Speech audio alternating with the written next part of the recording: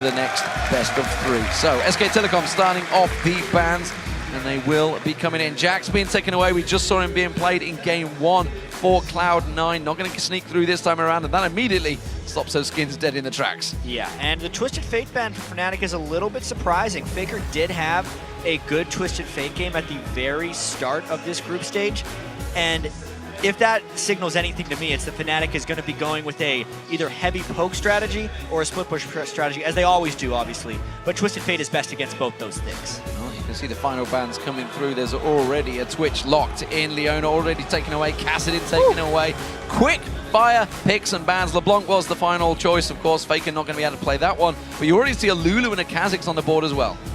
And this is kind of what we ended up seeing in the Cloud9 OMG pick and ban, where Twitch was left open, but now it's going to be all about whether SKT builds a team comp around Twitch, because when Sneaky got caught on Twitch in game 1, he had no one to really guard him, and it was very much an unprotected team comp, which is why with that Lulu pick right away from Fnatic, it will give kind of take away protection from SKT, because they won't be able to have that mid lane Lulu if they wanted it. Yeah, and of course Cyanide on the Kha'Zix, it's kind of his #1 champion right now. It's the champion that he has been running for Fnatic probably, I would say, like 80–90% of the time over the last probably 20 games. It fits right in with their play style, and he's also been able to pick up a lot of early kills on Kha'Zix, which honestly would be better served as assists, because Cyanide has never been one to really hard carry the games, but it's still an incredibly confident and strong champion for him.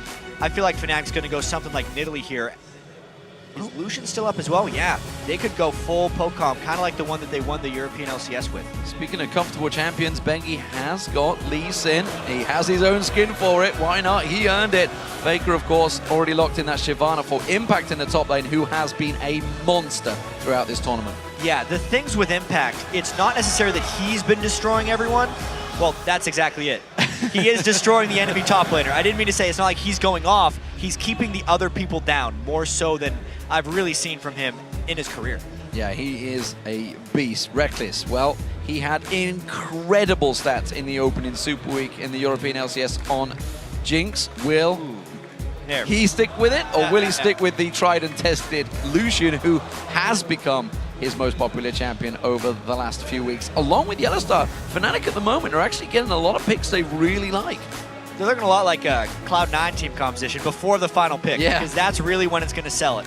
Peke's not one to play Lulu often. And Soaz has played a lot of Trundle, you know. It's a bold. I just have to mention this Yasuo, because it's almost like SKT is predicting an Italy pick. So, Fnatic had some serious problems against Yasuo. Invictus Gaming ran it at Katowice. They could not deal with the crazy aggression that came out. We've not really seen it in Europe, some strong Yasuo players. So Kautar's the only one really that plays it. We'll see how Faker runs this. The thing is, with Fnatic, they've played so much Nidalee, and that's what teams pick Yasuo into normally. But this is the Kayle pick. Here's the thing. Right when Yasuo released, he does not block the auto attacks from Kayle. He blocks all the other ranged champions' auto attacks, but not Kayle, because it is not a projectile, so it will go through the wind wall. Even though Kayle's been nerfed down, that is a great pick against Yasuo. But this also answers the question. Soaz and Shy were having this discussion. Who's the best top lane? Lulu, Shyvana, Lulu, Shyvana, Lulu, Shyvana. We're going to see them together. Whether they're actually going to face each other at any point is a matter we'll have to find out in the game. But Fnatic honestly have got a team comp that they enjoy, and I feel SK Telecom have as well. Yes, I absolutely agree. The Zyra from Pumandu is a little bit of a throwback. Yes, he did play it again in the group stage, but that was mainly to use the skin. This is serious. There's no way that SKT is going to be taking this match lightly or as a fan service. Absolutely. They're taking this to win. This is all about representing Korea. You heard it there. They was talking about how they are basically coming to this tournament, not only representing SK Telecom T1, they're representing the whole of South Korea, and they absolutely want to win. So, the match is about to get underway. We're going to head over to Twitter and tell us which mid laners play style generates more big plays. Pretty sure you know which way this one's going to go. Hashtag Faker or hashtag Peke. Don't forget, Peke has some of those big, crazy backdoor moments. Send your tweets to @LOL eSports, and this could be a crazy game. It's going to be all about whether Peke can play with a lot of confidence against Faker, or whether he's giving him a little bit too much respect. even though Fnatic is an absolutely monstrous underdog. No one would be surprised if they lost this game. But if we think back to the group stage, even though Fnatic did go 1-3, every single one of their games were winnable at some point. Yeah, absolutely. I mean, the Baron, that was the difference. Cyanide stepped out of line just a little bit. He went to clear the ward instead of staying back to clear that Baron. Could have turned the game, could have turned the competition on its head, but it wasn't to be. We'll see if it is this time, ladies and gentlemen. The semifinals is getting underway. SK Telecom as the blue team up against, well, you can hear it, it's Fnatic as the red team. Right off the bat, I have to wonder if we're going to see standard lanes or if we're going to see a very roam-focused game. It's actually kind of funny. When Fnatic plays to their European LCS championship level, they're pretty low-kill games. They do not like to engage the other team. They like to just run all around them, never have true fights. And this is a very much their type of team comp. No real tank. They have a lot of support for Cyanide, but he's actually free to build damage. It is a very difficult strategy to pull off, which is why you actually see them in position to win a lot of games, but then they just make some type of misplay and end up losing. I think Soaz is going to try and bait Impact a little bit closer. You can see AllStars hanging in that bush. Not going to happen, no, not falling for it. They're happy to just go in, get that deep ward placement. They have actually warded out fair, not that deep. No. In all essence, that they are just going to go straight for the full invade. So this is actually a reverso because they're in the blue jungle. Cyanide is going to have to solo this blue. It's going to be a tricky one for him. You can see him down that bottom lane, but it would be an even trade if they can make it count. Yeah, I really wonder if Cyanide would have the gall to go into that jungle pretty much blind. He doesn't know where anyone could be, and that's actually what teams with Zyra generally do early game, is wait for someone to invade because it allows someone to walk into the grasping roots if they decide to check. I think Cyanide is just playing defense and is going to be looking for a standard jungle start. He actually is a little bit late to his buff, and delayed invade from Fnatic. Late invade comes in, Dark Binding lands on Impact. They didn't actually notice it because it was in there, but Bengi is forced to flash away. Impact caught out with the Glitterlance. Is there enough damage coming through? I'm not too sure. One more Glitterlance will come through, but they're going to force them away from the blue. Even so, this is absolutely huge. There's actually another contestant going on the other side. Fnatic steals one blue and secures the other. Wow, great start by Fnatic straight away. It does mean, of course, we're going to have some lane swaps coming in as expected. Peke and Faker in this mid line. This one will be an interesting one because if they do go with the 4-0, if they do go with some sort of stacking system, Faker versus Peke, it's going to be all or nothing between the two because Faker's going to have the confidence to know there's no jungler coming towards him. Yeah. He can just go all on Peke. And also, there's not going to be too many ganks coming in that early because of all the time that got spent during the jungle invades. But this is very heavy counter jungling going on for Fnatic. SKT actually took 2 Cloud9 buffs at the start of the game, going 3 for 1. And this is Fnatic giving SKT a taste of their own medicine, actually. Well, Soaz hasn't backed away. He has got that blue buff, remember. He's going to put damage back down on Impact. He wants to keep Impact around as long as possible because the longer Impact stays, the better Soaz is. It means he's going to try and keep him low on levels. Reckless is freezing the lane. He's not really, well, it's not freezing it, it's just not going to push heavily. He's not fast pushing in towards there, which actually SK Telecom are doing down the bottom, I feel.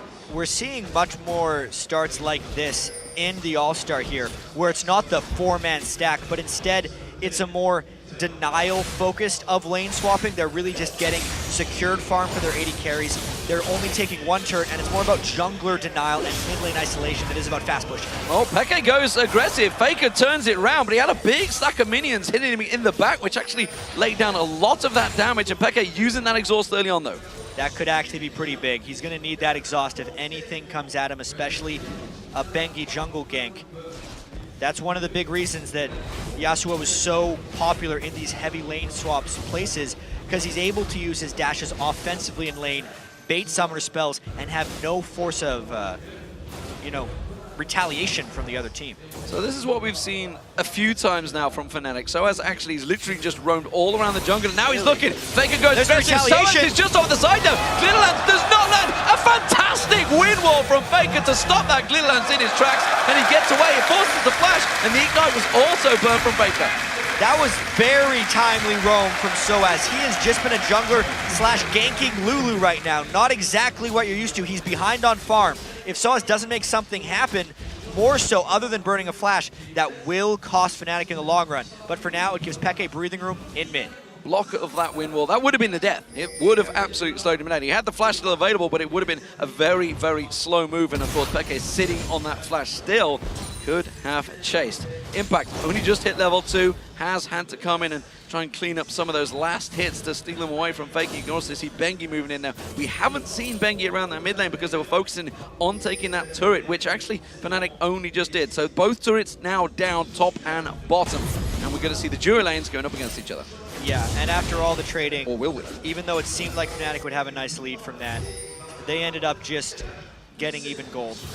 What's so funny about this is the whole debate between Soaz and Shy when they were talking about Shyvana and Lulu, what's better? Soaz was like, better in lane, better in lane. This isn't a lane game. Soaz caught out. He's not going to get away from this one. It will be first blood. That was a quick kill from the duo lane of Piglet Mandu. And that's exactly it. It's not about the laning phase for her. She just got camped in one of those side lane rushes and taken down. You're not allowed to play against Shyvana in a game like this. Well, it's a good turnaround of damage from Peke. Oh, is he going to follow through? He has flash, but he's not going to go for it. He's so fearful. He has no knowledge of where Bengi is. That was Peke playing cautious, quite honestly. Is that a confidence when we showed it in our featured matchup, and old Peke would have flashed for that kill if he was full confidence, a chance to kill Faker. Too much respect for SKT, quite honestly. I think that could have been a kill. Well, unless his E was off, I wasn't 100% sure. Yeah, he just run out. He just finished off And there. now, speaking of which, he's getting ganked, which could crush his confidence. You can see Bengi waiting off at the side. Cyanide is close by, as is YellowStar. Now they know it's going to be coming. They're going to catch on towards the tower. Here comes a dart bind. He lands on Piglet. Cyanide pounces for it, but Reckless cannot get close on this one. The poison's ticking. Is it going to be enough to take him down? No, he's just safe. Still actually saved his flash, but now SKT has a strong push down on the mid lane. Again, pushing him back and giving Yasuo actually breathing room. The roaming really is crazy in this game, D-Man. So you can see Mandu making his way up there. Reckless on his own at the moment against Impact. So he can Poo Mandu. If he lands that grasping root, it's going to be all sorts of trouble. Instead, he will sidestep the damage. He has to use the heal, though. Impact gets enough on his back. Yeah, luckily for Reckless, their Impact is so weak at this point in the game. He's level 3. Even if the root would have landed, it might not have been a kill. Does have to burn his heal to get away, and it ends up sending him back to base. But no death was suffered. So Piglet's been having to run amok a little bit down that bottom lane. Got that kill on Soaz, trying to start one on Peke. Peke, who himself did not back, by the way, with that engage. Still got himself that double Doran's ring, though. It's going to have to try and get a little bit more hit points or something to prevent Faker from jumping on him. That Vampiric Scepter now built up. And SK Telecom, they're roaming, they go for blue. So many roams and invades in this game. They have sight of it because of that Q. He jumps in. It's a smite war. It's the Cyanide's going to get it down. Bengi's going to use the safeguard on Mandu. Will get himself away cleanly, but it forces the blue away from Peke. That's one thing Cyanide will always be able to do, is land those smites in clutch situations. But once again, it's all about the roaming. A teleport Lulu in the top lane, they're trying to catch. Soaz comes in on towards him, gets the Glitlands down. The Pixie's on him as well. Has he got much more damage? He forces the flash. That'll do. Whoa. If only they would have known that binding would land. Nice shot for no reward, and a big push down middle lane.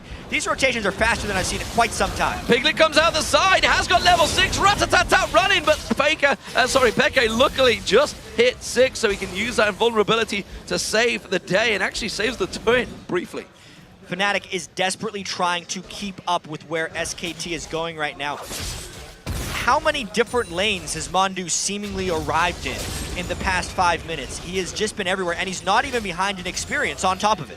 Triple Doran's ring being picked up by Soaz. That just shows you they are trying to keep in this game against SK Telecom, despite the fact that you could look at the gold. It's actually fairly in between them. Cyanide caught out by the grasping root. Dark Shield was used. Mandu taking a big burst of damage. And again, the wind wall comes out to stop the culling. That wind wall is going to be extremely key if we get into some of these clutch siege situations. Whenever Fnatic tries to turn, it will be the spell that throws up to help them escape. Then they can rely on the Zyra. Slower form escape. Crowd controls right there. And now an invade coming from Fnatic because they just pushed SKT off mid. And you know, just before all of those lane changes, everything was happening, it was very even between Reckless and Piglet. Now look at it, 72-60. Oh, Cyanide pounces, forces a flash away. Meanwhile, back in the mid lane, Peke again getting taken low. Piglet flashes for it, the poison's ticking. I'm not sure it's going to be enough. It may be on YellowStar. No, he gets away as well. Fnatic by the skin of their teeth. Cyanide and Soaz yet to be safe though. Going. Faker and Impact chasing on towards them. They will back away. The Glitterlance doing work. Very little summoner spell discipline, so to speak, in this game. People blowing flashes very freely. Look at that. SKT has 1 flash available on their entire team, whereas Fnatic is actually only down 2, and those just got burned. If we're going to continue to see all these movements and people getting caught out, those flash cooldowns are incredibly critical to keep in mind, as the gold is only 500 away. And the difference you can see between those two top lanes was Soaz had got himself a fairly decent CS advantage. That's going to dwindle away, but because he invested 3 Doran's rings, that's effectively going into nothing, whereas Impact, of course, with the Negatron cloak, don't matter whether he's behind in gold, he's actually ahead in items. And Soaz is really still playing to lane, even though there isn't really a laning phase. This game will hopefully approach some pretty decent team fights, and with the triple Dorans, if they could force a dragon right now, it would be very beneficial. Yeah, Bengi, as you just saw, next to no health. He can't get involved in this one. He's going to go back. He's just got himself that red buff. This will be a dragon for Fnatic.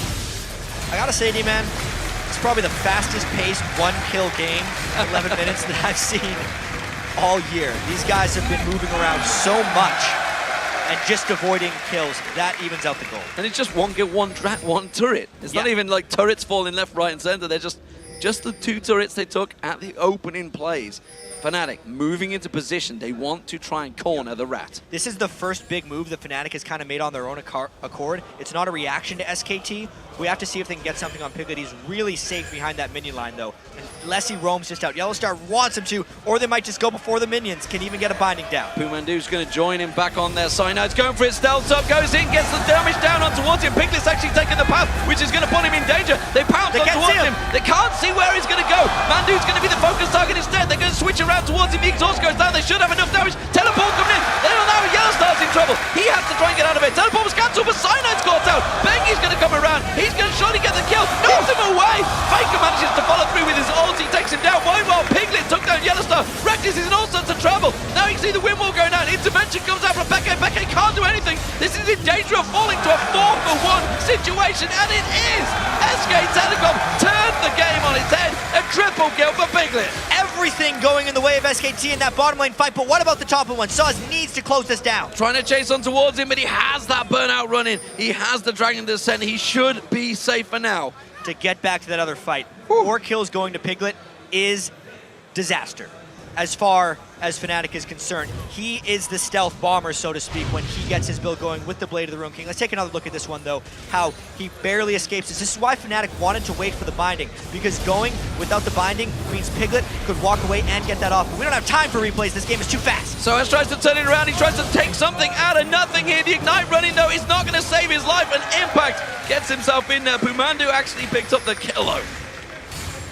Another step behind for Fnatic, and that makes it 6-1 at this point. You know, one thing always said in traditional sports is the best way to beat a home opponent is to silence the crowd early, and listen right now, this is a much quieter crowd. We're only 13 minutes into this game. It's already 6-1 to SK Telecom. They have started out so well. This could be dangerous situation for Fnatic in this best of 3.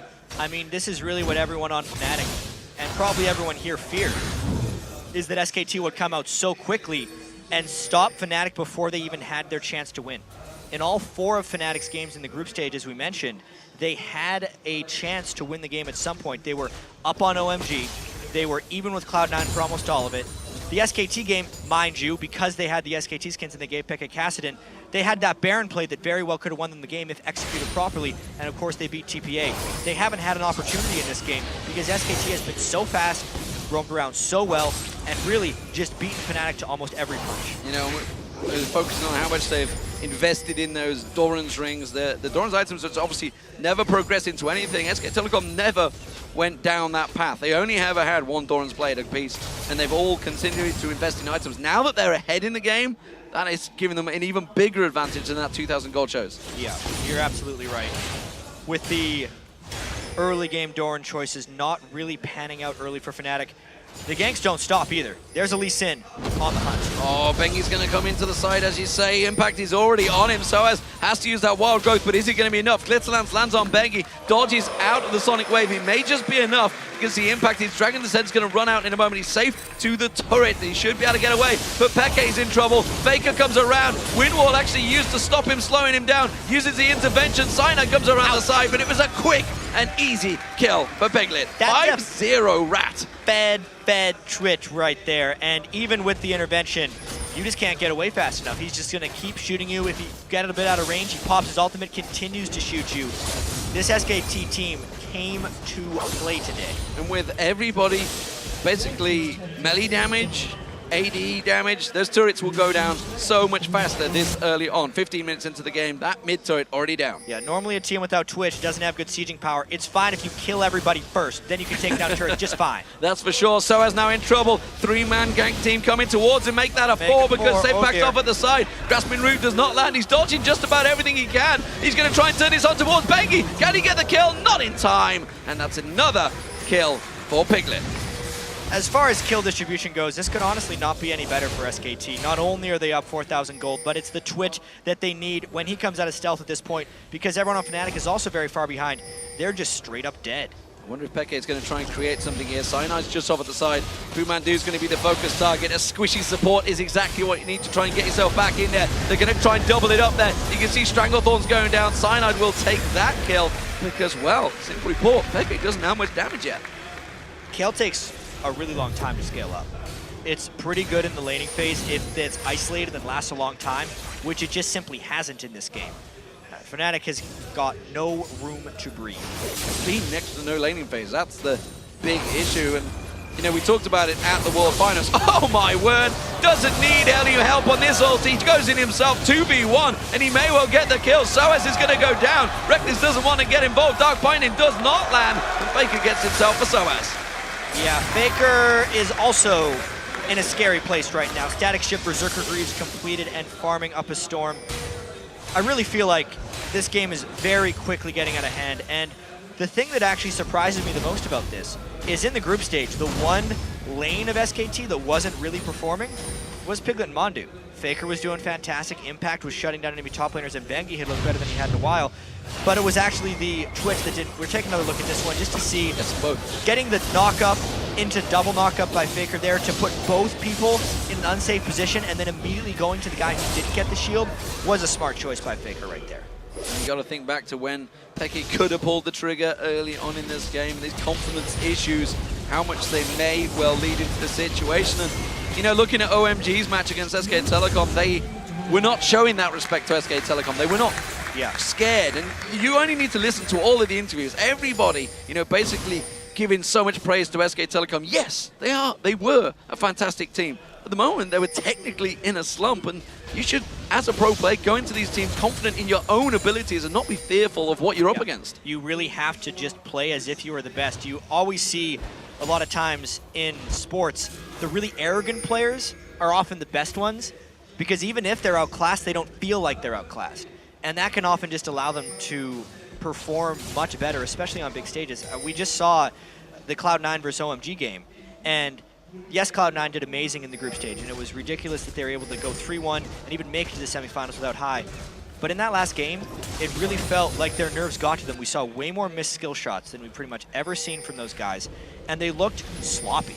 Cloud9 almost never looks sloppy. That's something that we don't see from SKT on a stage like this because they've been to multiple Champions finals in Korea. They've played on the Staples Center and won. And since they've already slumped, they're on their way back up. They're just so confident right now. So as Wild Growth used just about saving his life, they're actually thinking of going back in for this red buff, and that's not worth a flash. It hit the small red. Oh, wow. Oh, AllStars, they're trying everything now. They want to get themselves a kill on Faker, but it's not to be. Intervention goes down, but Faker's just going to run amok through this team, and in comes Rats once again. It's another double kill for Piglet. That just kind of adds insult to injury right there. Not only do you flash to hit a small lizard at the red buff camp, you get 3 kills in front of Baron. We got to take another look at this one. Unfortunately, Faker left that little guy up.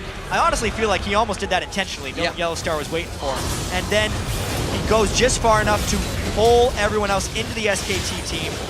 Zyra plus Twitch. It is a corridor of pain right there for Fnatic. After that fight, the Baron went down as well. SKT absolutely dominated. Yeah, game over, I feel, in this first matchup. 2-0-6 Faker, 8-0-1 Piglet. It is a Really a show of force, I think it's what you'd say in America, is how you tend to go into these situations, and SK Telecom are really showing how strong they are. We talked about how they'd come into this matchup, super serious, and I think it's showing right now. This is a dominant performance by the world champions. Yeah, they always show up to these global events on a mission, and it's a very difficult situation for Fnatic to be in, obviously. Playing in front of their home crowd, even though it does support them, is a lot of pressure for these guys. And even though Fnatic, we were talking about this earlier, even though Fnatic won the spring split of the LCS, it was one of their least convincing LCS victories that we've seen, because they had such a substantial slump in the middle of the season. And even though Fnatic did come together in the finals, it kind of seemed a little bit like they just stumbled upon the right champions. They picked a really nice poke and heal composition that other teams weren't ready for, and could kind of just individually roam around, throw spears, never fight the other team. That worked for a little bit, but it's definitely not working against SKT or the other teams on the world stage. And it's a worrying sign that is developing, honestly, for the European scene, as well as maybe even the North American scene. Right now, though, the European scene definitely seems to be in a little bit of a slump, with nobody really making clear goals, nobody making clear strides in that league, and the fact that Fnatic are 3 times split champions. Piglet almost got out. That would have been a handsome trophy maybe for Cyanide if he could have collected it, but an 8-0-1 Twitch absolutely would be worth the gold. And he's doing that Ghostblade Blade of the Rune King build that we saw in the previous set from OMG. This is what Twitches often do when they get really far ahead, because even though it's not the most spectacular late game scaling build, it really guarantees that any solo person from the other team, oh, real unlucky not getting that one down, any solo person from the other team is starved of farm, or they're just doing it completely unsafely. He'll open up Ghostblade, Blade of the Rune King, and since they'll mainly be squishy targets trying to farm, he'll just instantly kill them. And this really is showing, you know, obviously it stems from that triple kill down the bottom that Piglet picked up. That was really the big Which point. was honestly where a pretty close fight. It was a very close fight, but again, as we saw at the Worlds, SK Telecom read the situations. Fnatic were setting up that kill a long time ago. They were in the bush. So has sidestep in the Dragon Descent, using that wild growth. He may get out of this one. He's a slippery sucker, but the slow comes in from Piglet. Has to force that flash away. But what I was going back to was the fact that they always read these situations. And this telegraphs right back to, I would say, you know, MLG New York when we were there in the arena. This was the first time Korean teams burst on the scene against North American teams. And just back then, all the way back then, when I was actually there with Monte Cristo and we were talking about how they were predicting what was coming beforehand, reading the situation and getting that one step ahead, and it still is persisting. Yeah. What we saw the start of this game was ridiculously fast, and Fnatic just hasn't been able to keep up long term. Bengi, though, does go a little bit deep, gets out with his life. Did it yesterday, it almost worked this time around. Went a little too far, but with a Baron on SK Telecom, they're happy to push in on towards this inhibitor turret. You can see the damage is not really going down on it because they're looking to see if they can make those picks early starting off. Stranglethorns bounces back in the air, intervention already used, remember. That's safe for Cyanide's life. Cyanide himself trying to get him towards Boomandu. Does pounce across, but can't even get the kill on the support Faker. Meanwhile, sidestepping once again gets out. Cyanide hasn't got the lifesteal. Yellowstar did manage to take down Impact in that fray, and SK Telecom backing out with next to no health, but you've got to feel it is only a matter of time. Yeah, it's a 10,000 gold lead with Baron buff at 23 minutes into the game. There's a Piglet as well, on to Reckless. Piglet trying to sneak in there, the stealth assassin, not unable to take him down, and that's pretty much only down to the fact that he has that singular dash available. Yeah. Oh, cheeky, not going to be enough though. SK Telecom right now are kind of just going through the victory mode. We'll take another look at this fight where they get a little bit too deep. Unfortunately, Mondu has the turret on him, and also a Kha'Zix, so when he flashes away, the team really gets split up. They wanted to execute a full dive, but unfortunately the Zyra got isolated, and they wanted to prevent that from happening, so then they got trapped in between the turret, and that's the main reason Impact went down. Not a huge loss, though, overall for SKT. Faker almost caught out there. A very big bug in Cyanide with the wild growth on him. Is going to head off out there. SK Telecom, while they are in a gigantic advantage, we did see yesterday and have seen through signs through the groups and in the champions, when they do get ahead, they do sometimes get a little bit reckless. Absolutely. Bengi yesterday in his Lee Sin game at the very end was just trying to fly into the base on his own. Died once, got away the other time, and I really feel like SKT is just going to play with a lot of freedom right now, more so than anything else. Yes, they may make a few mistakes and give up a few kills, but they have the ability to. They're actually so far ahead that they don't need to play their really good vision denial game where they bait fights at just the right moment because they are that much stronger. They're going to bait 3v4s. Well, Cyanide already using that ulti to try and get on towards Bengi. Quickly gets kicked back. They have next to no damage going on towards him. That's not enough. It's going to get blocked off. Faker at the side. He's just dueling Cyanide. Cyanide has to leap away, but he's going to quickly get flashed through. Faker gets himself one. Gets the ultimate down on towards Peke. Peke in all sorts of trouble. Intervention was already used, so Faker gets himself the double. Can he move on through the rest of the team? And that was without their 8-kill Twitch, which is what we were just speaking about, how SKT can take fights down men because they're just playing with freedom right now. They're just pushing straight through that mid lane. They've got the minion line. The rest of Fnatic out of position. AllStars the only one close by, and he can't get involved in this fight. That's going to be the inhibitor to it. The inhibitor will follow. I don't believe Fnatic can defend it. And what's a game like this going to do to Fnatic's confidence when they were already low on confidence, D-Man? Because they actually played the very first start of this game pretty well, but have since just gotten obliterated and taken out at every part of the map. In comes Piglet. Pumandu actually stealing the kill away. I don't think they're going to be too worried about that. 8-0-3 on Piglet right now. 2-2-12 for Pumandu. And we also heard about, Faker's found himself another bunch of kills. There's the party though. Ultimate, look at that. Peke is in all sorts of trouble. Intervention was used. They finally get Faker down, but it took 3 of them. That was 4 of them, actually. He killed 2. A 1v4, and then Piglet tries to show up to the party. He's like, what, Faker, you didn't burn his ultimate? And he just takes inhibitor after. Yeah, not happy about that one. Still not sticking around for that inhibitor. Delaying the game, making sure the minions are with them. Not that they need them for an exposed inhibitor, but they will clear out the pink ward as well. SK Telecom, full control of this one. The Yasuo mechanics right here by Faker, dodging the first binding, going right past the Black Shield, and then just flying in past the guy with intervention to try and do as much as possible to Peke. Because the ultimate actually does damage on the way down, that's how he was able to finish off that kill with AllStars. I'll say he planned it. He seemed to. Yeah, I mean, it was AllStars. He originally started on, forced that intervention out of Peke, and then said, thanks, got himself a free target. Oftentimes, Yasuo is very exhaustible because his ultimate will do damage on the way down. So when people get knocked up by it, they throw an exhaust in, and then it stops them on the way down. They didn't have an exhaust up for that fight, so death.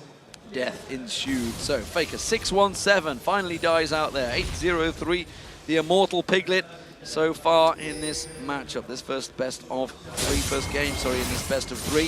OMG already in the finals. SK Telecom, are they a shoo-in to get there? Everybody on the analyst desk believes so, and judging by this opening performance, it was a very wise choice. Yeah, they're making a statement here in this game 1. Previous best of 3 had a very close game 1 between OMG and Cloud9. After SKT drops this one out, obviously they change sides in the best of 3s. Fnatic will get their chance at first pick, even though honestly their champion select here looks pretty sound as far as Fnatic team compositions go. They got to try and counterpick against Faker's Yasuo. They did give up the Twitch though, that's one thing.